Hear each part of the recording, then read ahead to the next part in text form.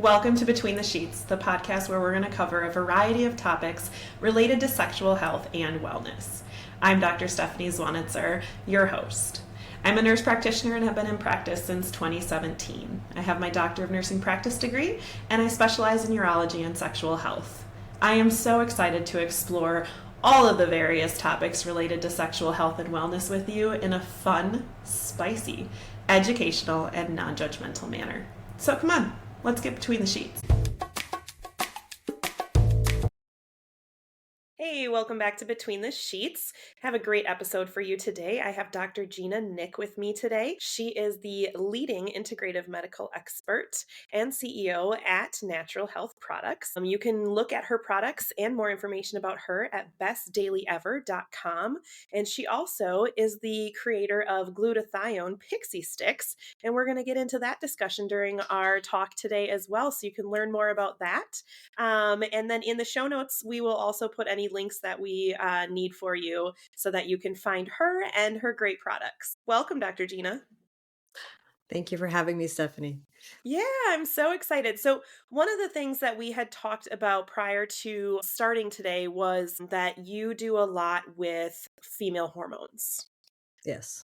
Yeah, Yes. and helping us live our best lives. Because we know we go through many different hormonal changes from puberty and when maybe if you choose to get pregnant, have a baby, postpartum, and then of course perimenopause and menopause. So kind of tell me where you specialize in here and how you can help us live our best lives. Sure.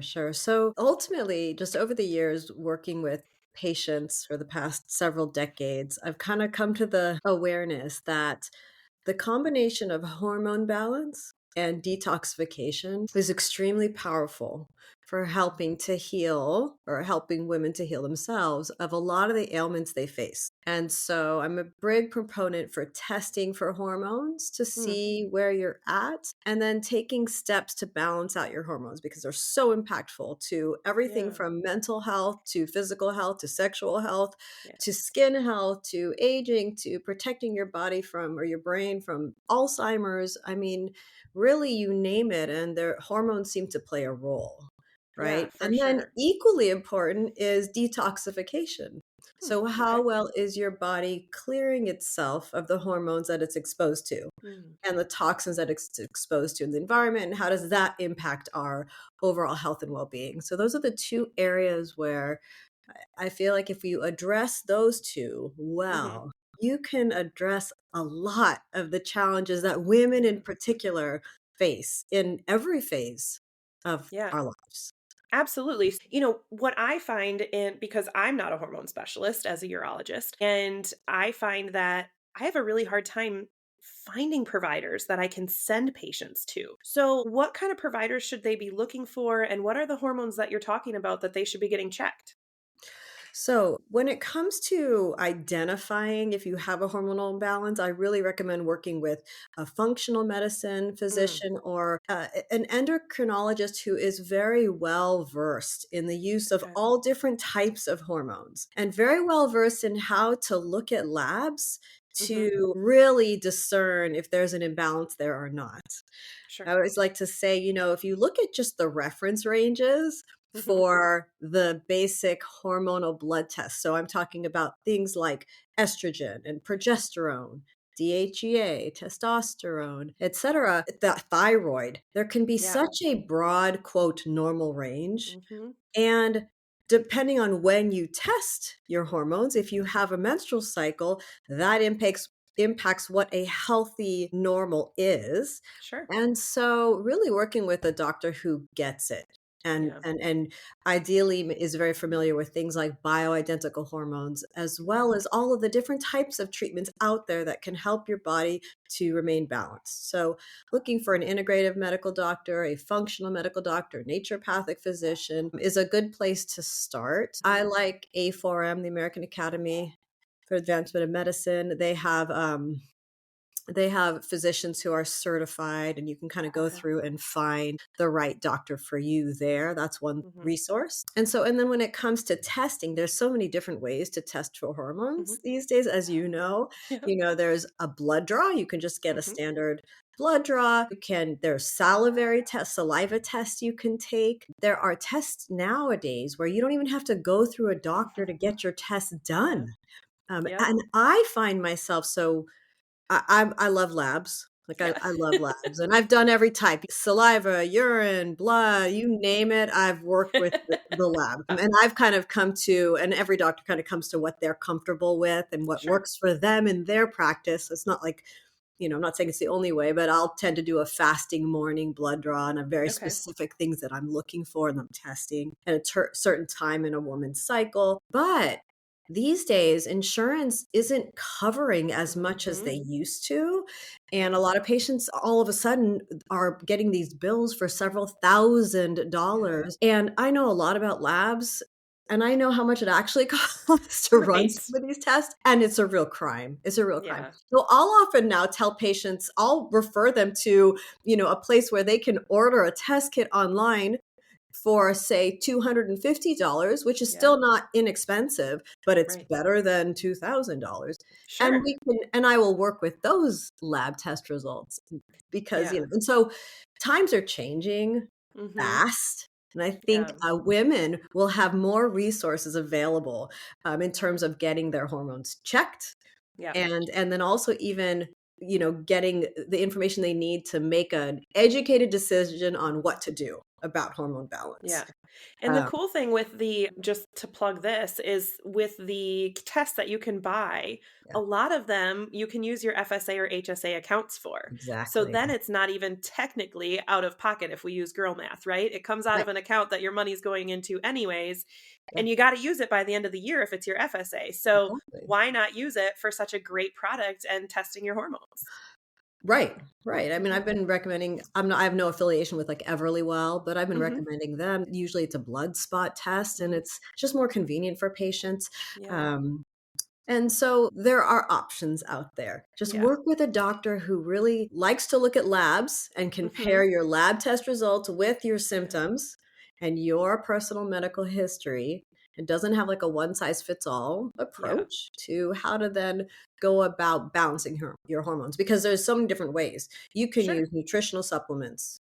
You can use something called glandular supplements, which are like animal derived that have hormones in them.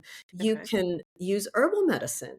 Mhm. You can change your diet and lifestyle in a way that supports hormonal health, Yeah. more of a Paleolithic type diet, like avoiding the processed foods and very low sugar, higher protein, just getting back to nature, Yeah. essentially, exercising, lifting weights, all those things can help. And so diet and lifestyle, I wouldn't underestimate the role that Yeah. that can play Sure. on balancing hormones, Mhm. all the way through to bioidentical hormone therapy, to things like, I'm very passionate about glutathione, which is a Yeah. particular antioxidant that really helps with hormone balance in women. Okay. And so there's lots of options. There's lots of options out there. It's Yeah. just figuring out what's going to work best for you. I always see hormone replacement therapy as kind of the cherry on top. Okay. You want to do the other things, the diet, the Yeah. lifestyle, spending time in nature, listening to the sounds of nature, Okay. because that actually regulates your cortisol levels Oh, better than any pill will. that's awesome to know. Right? Yeah. Just being outside in nature, listening Mhm. to the sounds of nature has been proven to regulate cortisol levels by up to 70%. And Wow. cortisol is your stress hormone, right? So Yes. that's one of your stress hormones. It's secreted by your adrenal stress glands. They're your fight or fight glands. Yep. They look like two little hats that's on top of your kidneys. And I didn't learn this until I really dived deep into this whole world of hormonal health. But Mhm. cortisol is central to all the other hormones. So if Huh. your cortisol levels are out of whack, it's going to impact Yeah. everything else. It really is. And when Hmm. people say, regulate your stress levels, because stress, Yeah. is a major issue when it comes to hormone balance. When your cortisol levels and your stress levels are too high and your body doesn't have a chance to kind of get back to balance, Mhm. doesn't matter how many hormones you take, Yeah. you're not gonna have that balance that you want to feel Right. vital Yeah. and feel your best. Yeah, and I think to capitalize on what you're saying too, with starting with the lifestyle modifications, we also know that as women age, well, as everyone ages, but women in particular, you're losing bone density, you're losing muscle mass. And so, hormones are great, but if you're not doing those basic things, you're not helping yourself. I mean, we really need to prevent osteoporosis, the weakening of the bones. We need to prevent muscle atrophy where we're just not strong enough to live life anymore. Yeah, I mean, exercise is so vital. It is Yeah. just so vital. We're meant to move, Yeah.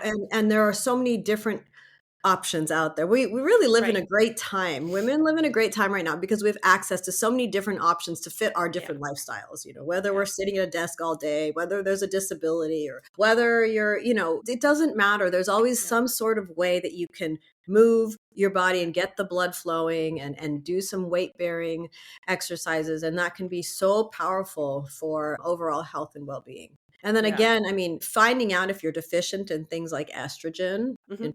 really is super important. Now there's more research being done. I can't wait for the studies to get published, but there's more and more research being done on the role that estrogen plays Mhm. in Alzheimer's disease Yeah. in women who are in perimenopause and menopause. Yeah, I was fascinated when I Yeah. learned how much our brain changes and how much more than men we are likely to get Alzheimer's, dementia because of going through menopause and that loss of estrogen. It's Yep. fascinating. Yep.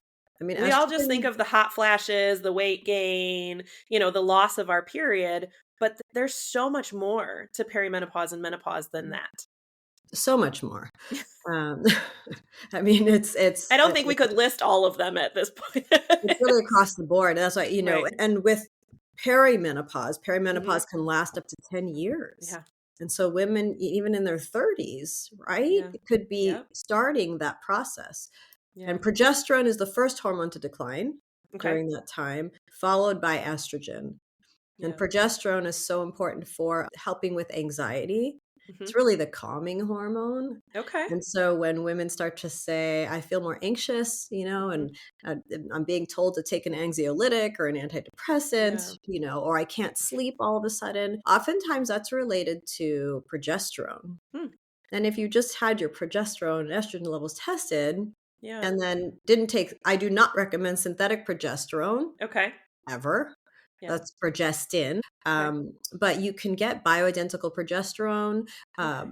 even as a pharmaceutical. Okay. That's available as well. But it makes sure it's bioidentical. But just taking that can really help in as you're going through that time. Yeah. And then the next hormone to decline is estrogen, Yeah. and estrogen's the hydration hormone.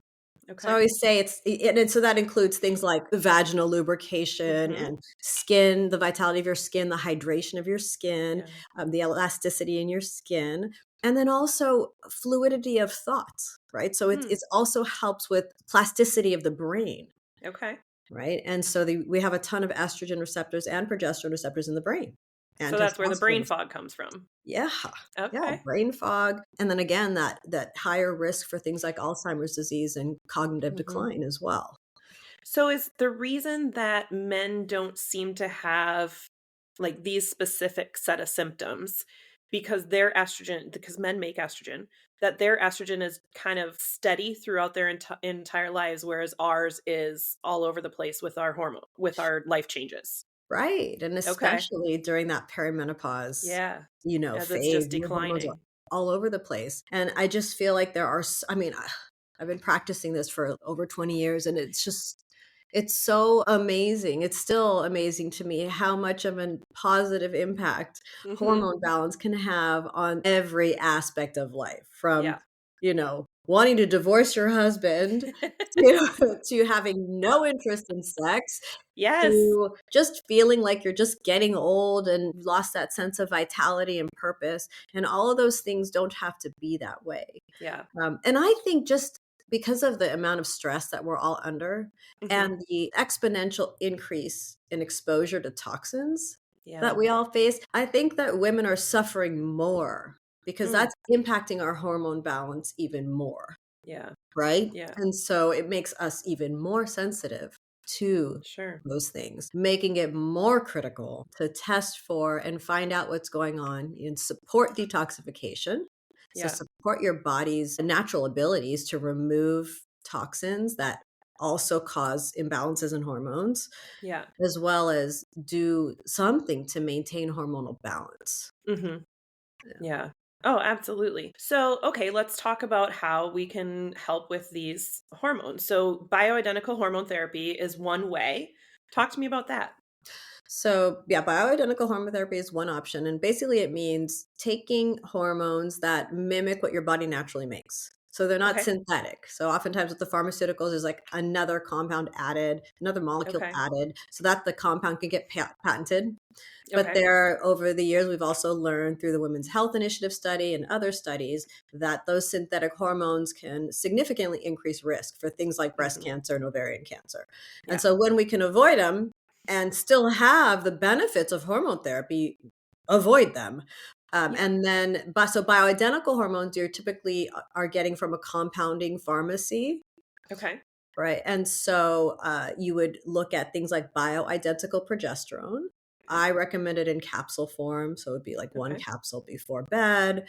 Um, Generally, the dosages range from anywhere from 50 milligrams to 200 milligrams, Okay. depending on the patient, and that can be very helpful if you have low progesterone for sleep and Mhm. anxiety. Those are the Yeah. biggest things I see with women who replace their progesterone levels. That's where they see the Okay. biggest change. Okay. The anxiety, it's really amazing, the Oh, that's change. really interesting. I hadn't heard of that connection before, so that's Y really interesting. Yeah, and in I always, recommend well, I'll do both, usually a combination, but I always at least recommend an oral progesterone Okay. because it, affects GABA receptors Hmm. more, so it has a more Okay. significant impact on GABA. GABA is a calming Mhm. neurotransmitter, and so that can be used to help treat anxiety that's Okay. caused by low progesterone, and then, topical progesterone can also be wonderful. Okay. Progesterone also helps with you were talking about bone density, Yeah. so progesterone actually stimulates the production of osteoblasts, which are the Okay. bone building Yeah. cells. Yes. And so that it can be very important also for maintaining bone mineral density. Okay. So that's progesterone. And then estrogen, there's 3 forms of estrogen. Estradiol is the strongest form of estrogen, so Okay. you notice the most with it. You get the Yeah. most significant results with it. Yeah. But then there's That's also the one something. I'm most familiar with because I Yeah, use it in urology. I'm yeah, prescribing the topical estradiol for the vulva area to help yes, prevent infections with pain with sex and lubrication and all of those things. So yes. that's the one I'm most familiar with. And I'm so glad you said that because I often will prescribe the bioidentical estrogen vaginally. Yeah. Because it seems to be the safest way to administer it and Okay. the most effective, and you're getting it local to that area Yeah. as well. Yeah. But when you said you use it for infections, so that's Hmm. awesome. I often Yeah. don't I use it for that reason. Yeah. I'll give that to patients, but I often don't hear that from physicians, Yeah. that use hormones in their practice. Yeah. So you understand how it alters the whole microbiome Yep. in the vaginal area, and so that's Yeah. awesome. Yeah. But yeah, and so, and then I'll often Yay, I combine did something right. a lot, right. But, and then I'll combine it with estriol. Yep. Estriol is a weaker form of estrogen, Okay. but it seems to be more protective against things like breast cancer. Okay. And so I was trained to do a combination of estradiol and estriol. So it's Okay. called Biest, and I'll use Okay. different ratios depending on if a patient really needs a significant boost in estrogen Okay. or a more mild boost, and Yeah. it really varies per patient. Yeah. And so those are the 2 big hormones. But Okay. then there's also cortisol. Uh-huh. So if you're deficient in cortisol, you need to do something to boost your cortisol levels. Okay. Going outside, listening to the sounds of nature is like number 1, but, Okay. you can also prescribe there's bioidentical cortisol in a very low Okay. dose. Some patients need that, at least initially, to just get Okay. their energy levels back and get their cortisol levels back to where they need to be.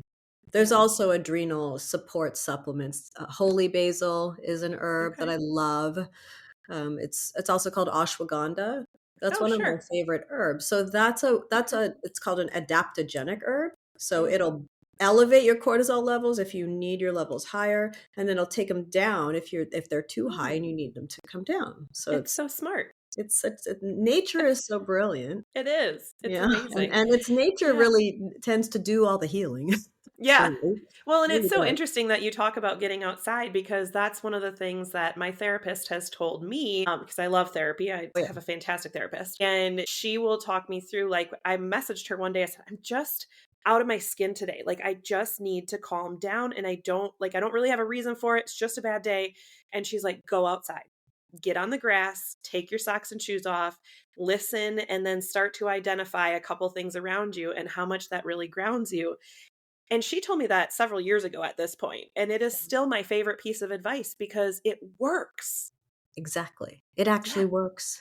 And yeah, every time, right? Like, every even time. even when you don't really feel like going outside, or I find that too. It's like my favorite Mhm. thing to do. I have a really small garden. I'd love for it to be bigger, but it Yeah, is what it is right now. But just that time, anytime I go out to tend to the garden, yeah, it's like my favorite time of the day, you yeah, know? And so there's so much to be said for that, and it's yeah, the fact that we have to, like, talk about it, it's not just natural to our lifestyle anymore, right? To yeah. me, I'm like, "Okay, I hope and I feel that we're making a transition now in the world where there's more of a focus on things that actually prevent illness, right? And Yes. prevent massive hormone imbalances, Yeah, right? And so hopefully we'll absolutely. get back to a type of lifestyle and we teach our Yeah. kids a type of lifestyle that really integrates spending time in nature because Absolutely. it helps So so here's much. the question for you. Yeah.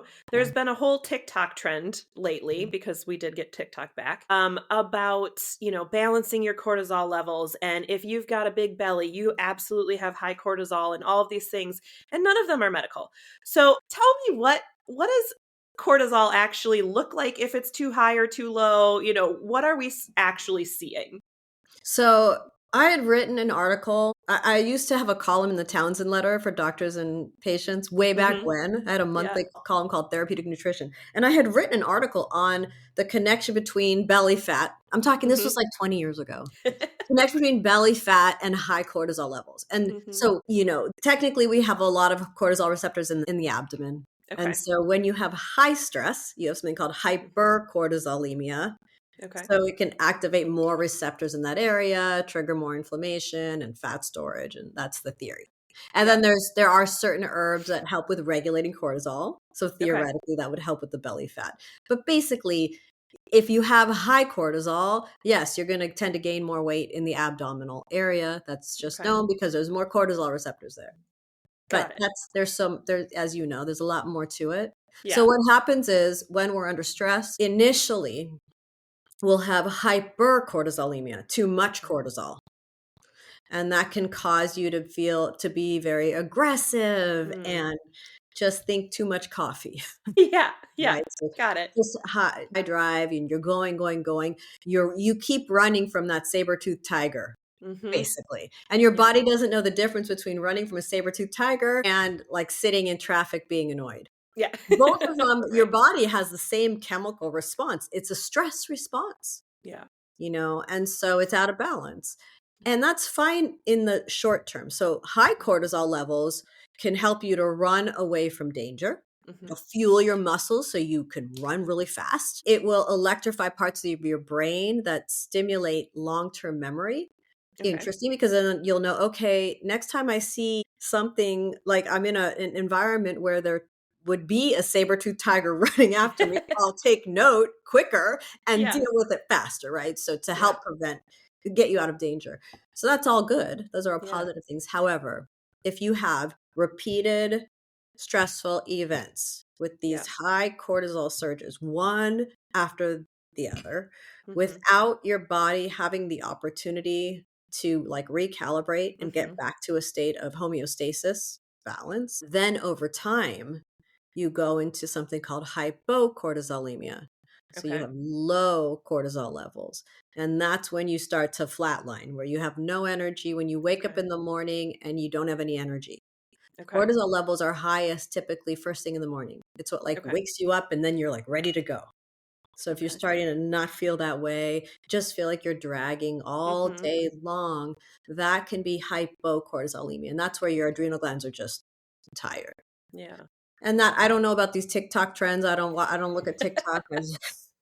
I can't. But but Yeah. but I'll often, I'll ask, like, if the patient comes with something, like, "Did you see that on TikTok?" Right. Exactly. Exactly. But Uh-huh. anyway, I don't know what they're Yeah. saying, but there are things like listening to the sounds of nature, taking Yeah. holy basil, an organic holy Okay. basil tea. Oh, You can just, if you like tea, just yeah. drinking. You can drink up to 5 cups of that a day safely. I Okay. always say with any new supplement or any medical thing you're doing, always run it by your doctor. Make sure, because everybody's unique, that you're not Yeah. taking anything that interacts with any medications you're on and things like that. Yeah. But it's something to look at and learn Mhm. about holy basil because it's just such a beautiful herb. Yeah. I always recommend getting an organic Okay. source, preferably not manufactured from China. Um, but Yeah. anyway, you can take it as a tea. They have tinctures and Okay. supplements, but that's a really good way to help regulate cortisol levels. And then if your levels are just so low or deficient, Mhm. then I might consider prescribing a bioidentical cortisol for a short period of Okay. time just to kind of get you back in the swing of Yeah. things. And then we Okay. would wean you off of that. That's really So, interesting. Yeah, yeah. that's so cool. I am learning so much. The hormone part is not taught to us. I'm a nurse practitioner, not a physician, so I didn't have med school in the traditional way, but in the nursing model, but we weren't taught menopause. We weren't taught hormones. And most of the docs I work with weren't either. I know. And so, I'm just learning so much lately and just trying to dive into it and get as much as I can so that I can help my patients better Right. because they come in with so many different symptoms. And, the cardiologist helps with their high blood pressure, but doesn't necessarily associate it with menopause. The neurologist is helping them with their new headaches, but not necessarily associating it with menopause. They Yes. come into me because they're getting recurrent UTIs, vaginal dryness, increased frequency and urgency that nobody else has put together with menopause. They just think, well, you just have overactive bladder. Well, maybe, but you also have low estrogen. Right. Right. And vaginal dryness. Right. And Yeah. and so yes. Yeah. Yeah. So this is There's amazing. I really appreciate it. yeah. So talk to me about DHEA. Where does that come into play? So DHA is another hormone secreted by those adrenal stress glands. And it's Okay. really a master hormone in that it can metabolize into estrogen or testosterone, depending on Okay. what your body needs, really. Okay. And DHEA will decline as we get older as well. Okay. And so it is tied to immune function, vitality, sexual health. So Mm-hmm. oftentimes I'll put some DHA if a patient is deficient into their hormone cream. Okay. So, when I'm getting it Yeah. that's the thing I like about compounding, Mm-hmm. which is I mean, I'm a huge advocate for compounding Yeah. pharmacies, quality compounding pharmacies. So I have Mm-hmm. relationships with very specific ones. I know the Mm-hmm. pharmacies very well. I know the owner, Yes. it's a very Yeah. personal relationship, and so it's just a nice trusted experience for Yeah. everybody. But anyway, if you find a really good compounding pharmacist, it's great Yeah. because you can really customize things for the patient. So if needed, I'll add DHEA as well Okay. to the hormone cream and So is sometimes DHEA testosterone. Okay, so is DHEA part of what helps us with our libido, or is that Yeah. really mostly the testosterone? No, DHEA also in and of Okay. itself can be helpful. It can also help with memory, Okay. energy levels, vitality. It's really a master Yeah. hormone. And so what I always say is if you are taking these hormones, like DHEA you can also get over the counter. Mhm. As a supplement, be mindful of the fact that, it will metabolize into estrogen and Mm. or testosterone. And so it is important to test every 3 to 6 months, ideally, Okay. initially, as you're kind of going through this process Yeah. to make sure you're not all of a sudden getting too much estrogen or too Sure. much testosterone. So it is important, The that balance. you're either working with somebody who is really familiar in Mhm. hormone, all the nuances with maintaining hormone Yeah. balance and understanding it's not just like a supplement like vitamin C, Mm. you know. Yeah. Yeah. And then there's another option, which is glutathione. So I Okay. formulated a product called Best Daily Ever. I put glutathione into like a pixie stick form Okay. because glutathione normally tastes really bad and has Okay. a weird smell, or you have to get it injected. And so I was Okay. trying to bypass those challenges with getting patients to take it on a day-to-day basis. Yeah. And so over the years, I've used glutathione in my practice forever. Okay. I finally was able to make this formula, which I love.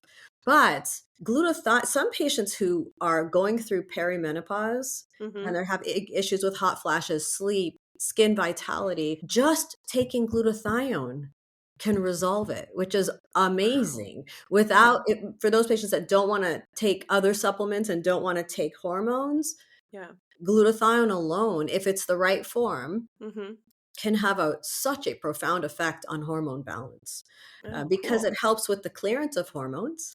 Okay. So it's not just about, like, if you have an estrogen deficiency, it's not just about taking estrogen. It's Okay. how is your body metabolizing it and clearing it from your system through Mhm. the human detoxification system, right? Yeah. So circling back to the importance of balancing out detoxification and Mhm. hormones, right? Okay. And that's where, when I look at it, glutathione is like the best at doing both. Okay. So, yeah. No, that's fantastic, and, we all grew up with pixie sticks, so that's Right? fun. Yeah, that's I love pixie sticks. I wanted to it was during, COVID, and I was homeschooling my daughter, and I'm like, "How Yeah. do I get this stuff into, these kids?" And Yeah. so I kind of envisioned what, they'll take it if it tastes like candy, looks like Yep. candy, right? Yep. But it doesn't have the sugar in it, so I was attempting to hack the whole sugar thing. Yeah. And miraculously, this formula just works and it tastes amazing and there's no Okay. sugar and there's nothing, it's just really clean. Yeah. But yeah, I decided to put it in a pixie stick form. I love But it. yeah, Yeah. yeah. Awesome. Yeah, and we will definitely have the links in there for you guys in the show notes because this is a fantastic product, and as you're hearing alongside me, it's gonna help us a whole lot. Yeah, I mean, I love it. I take it every day. If I miss a day, I feel it. It's just one Yeah. of those things. And the way I knew that it was incredibly valuable, and I've been researching glutathione for the better part of my career, Yeah. and is that patients keep wanting to take it without me being like, Mhm. you have to take this. They just Yeah. want it. And I'm like, okay, and if you continue to choose to take something and you're Mhm. asking for it, it's not just hype, or it's not just because you read a Right. fancy article or saw a fancy ad. Yeah. It's because it's positively impacting you, or you wouldn't keep wanting to take it, right? And Right. investing in all that. And so, besides, there's over 100,000 clinical research studies on Yeah. glutathione, by the way. But besides all of that, it's just, I'm in the trenches with patients just like you.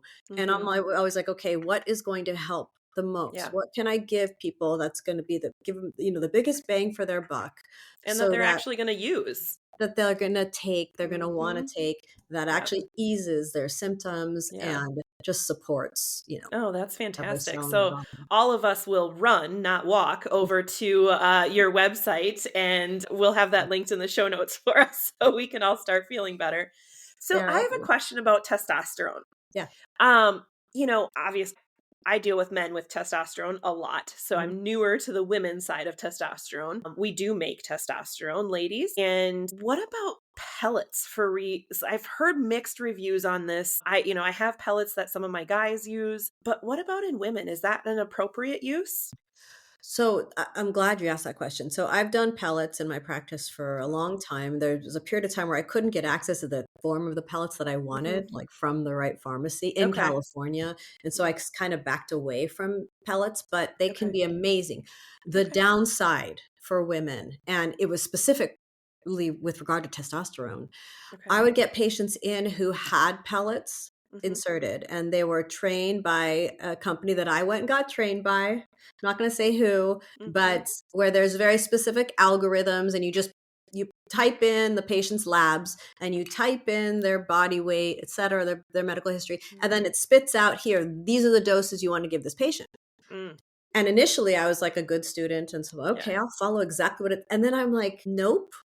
Testosterone levels are way too high. Estrogen levels are Yeah. way too high for this patient." I just knew it, right? And Yeah. so I started to create my own way of deciding doses. Yeah. But a lot of women were being given pellets, and are still given pellets with doses of testosterone that are way too high, and sometimes doses of estrogen that are way too high.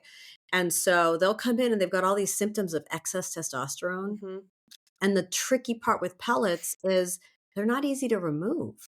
I Yep. mean, if they're not inserted properly, they'll just pop right out. But if they're Correct. done well, you know, Yeah. like Yeah. if they're done well, it's not like a minor procedure to get them Right. removed. It's Right. and then it's either women have to ride it out Yep. with these high levels of testosterone, and that can make you feel super aggressive, have hot Mhm. flashes from the excess testosterone, Yep. hair on your face, acne. It can Mhm. throw things way out. It can affect your hemoglobin levels, Yep. all of it. And so I've seen that Okay. often, Yeah. early on when I first began using pellets. And so it's a Mhm. word of caution for Yeah. women. Less is more. And what I would Mhm. always tell my patients is we can always add more. I would never Yeah. charge them. Like if you need to come back and I need to add more, there's no charge, but I would Yeah. rather start out at a lower dose and see how you do.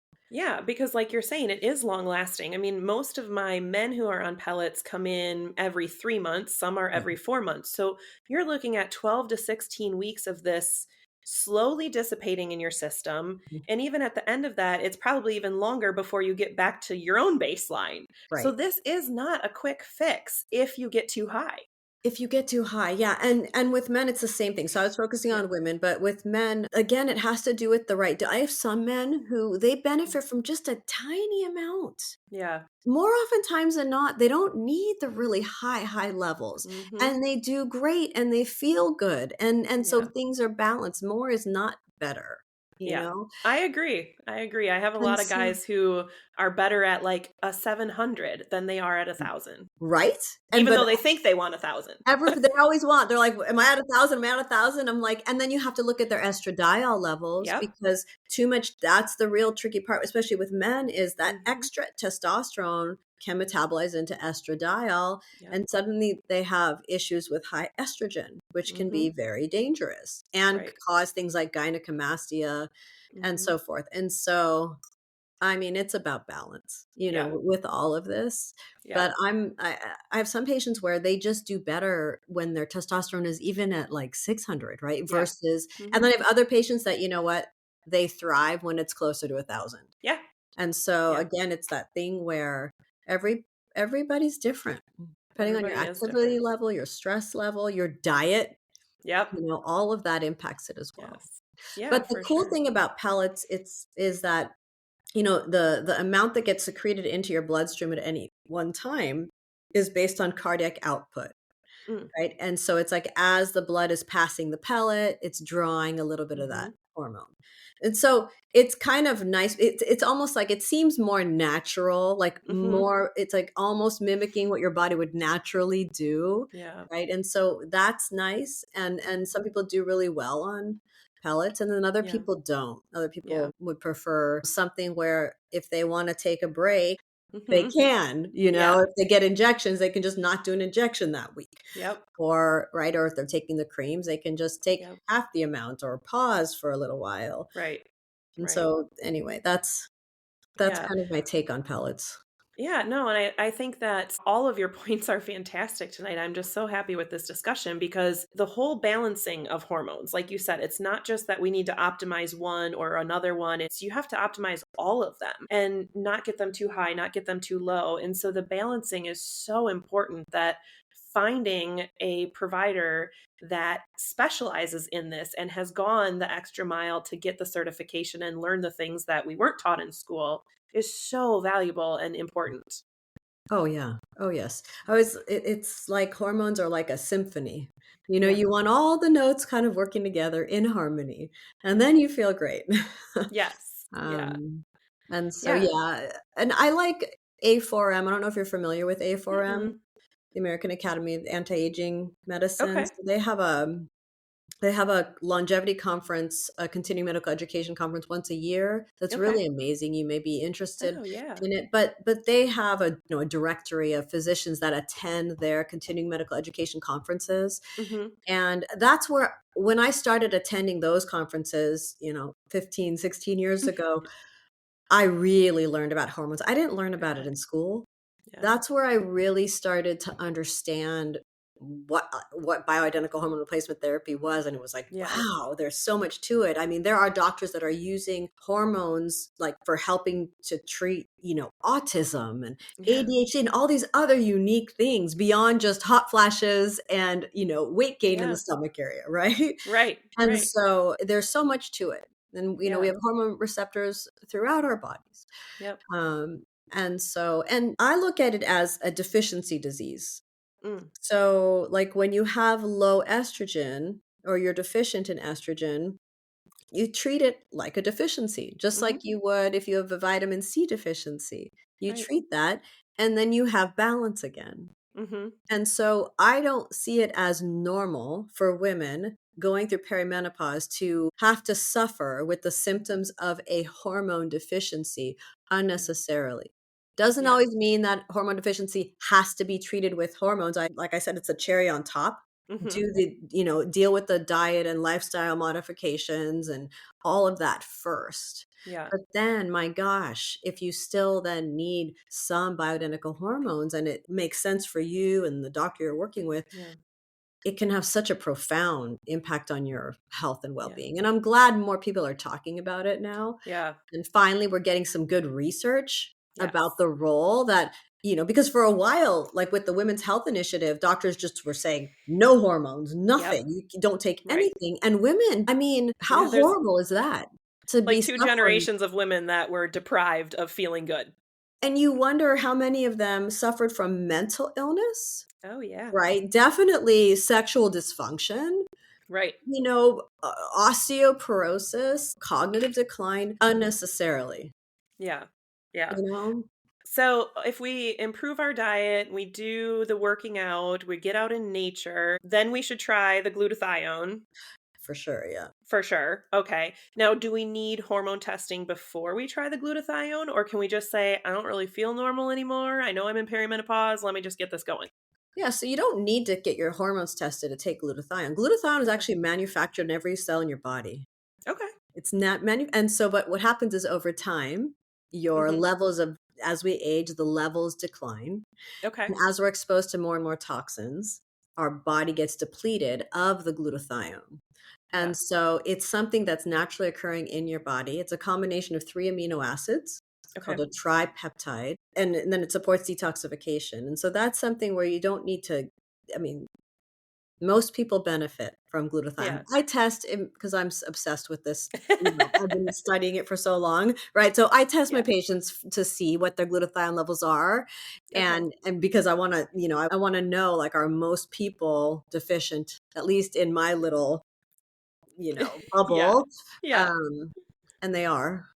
Yeah. And then I can see when they take the Pixie Sticks, how is that improving their Yeah. their glutathione levels. So it's one of those fundamental antioxidants Yeah. kind of, and it's as important, it's equally important to vitamin C, vitamin E. Those are really the Yeah. three big ones. And they also all work, vitamin E, vitamin C, and glutathione, they work together. They Okay. help to recycle one another. And so it's important to have, robust levels of glutathione in your Yeah. body at all Yeah. times. Okay. That's great to know. Yeah. Is there a particular age, regardless of symptoms, that you suggest women start getting their hormones tested? Or do you wait for symptoms and then say, okay, when you have symptoms, that's when you start getting tested? So obviously, if a woman is wanting to get pregnant, I would say Mhm. get your hormones tested, because something as simple as a progesterone imbalance or a thyroid Mhm. imbalance can cause miscarriages Okay. unnecessarily. And so I would say if you're at that age where you're wanting to get pregnant, Mhm. absolutely get your hormones tested by somebody who knows how to really look at what's going on there, Okay. for sure. And then beyond that, I would say, of course, if you're starting to have symptoms, Mhm. to even if it's a random symptom that you don't think is related to hormones, get your Yeah. hormones tested. Just get Because it them might done. be.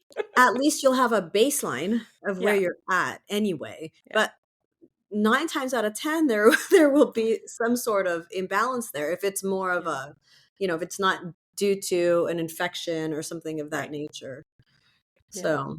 Yeah, Oh, I that's would say, good. and then of course, like for younger ones, so in your teens, I mean, these days kids are having increased hormone production at a younger age, and so Hmm. if they're having symptoms like excess acne, and really heavy cramping and things like Okay. that, it could be that their progesterone levels are too low.